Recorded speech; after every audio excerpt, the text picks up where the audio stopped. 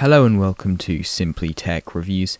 Today we are addressing an article titled Forget Linux 10 Reasons Why You Should Stick with Windows, with this lovely graphic of a penguin getting punched in the face. It says that the first thing is lack of software and gives a few examples. For Adobe Photoshop we have GIMP, for Microsoft Office we have LibreOffice and AbiWord. For Dreamweaver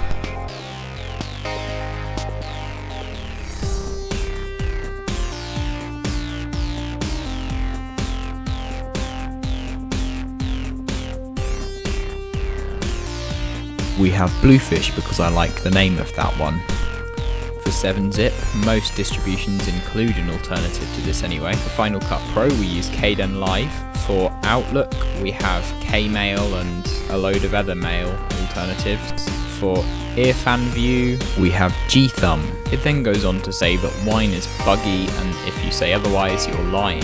The article continues on to say that software updates lag behind their Windows counterparts because Windows has most of the market share. Lots of Linux applications are developed exclusively for Linux, and therefore there is no development for Windows anyway, so why would it be behind?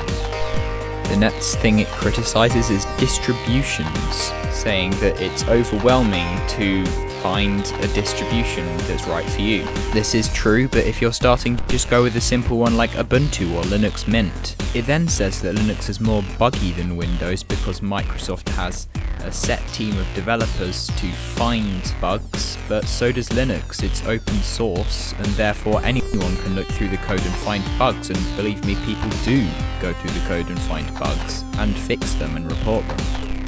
I personally find this next one quite funny actually, because they say that Windows has better support because Microsoft have a team of support helpers, whereas Linux has a forum where they say it's hard to get help if you're a noob. This is completely incorrect because everyone there, and I know from experience, is very helpful, especially towards new users of Linux. The article then criticises driver support on Linux, which I find pretty funny because Linux has better driver support than Windows and Mac, seeing as there are plenty of developers developing open source drivers and lots of them are pre-installed, so you don't have to go round searching on the internet for drivers and get viruses on the way.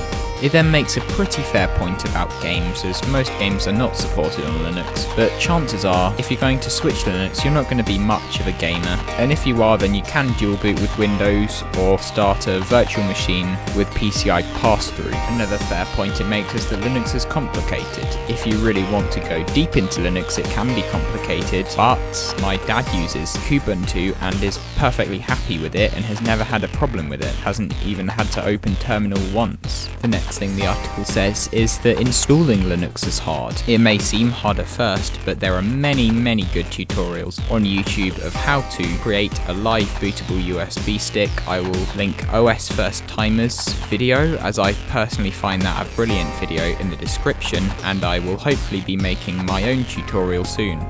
That seems to be the end of the article. I will link the article in the description. Please don't give the creator any hate, as it is just unneeded, and I'll see you in the next video.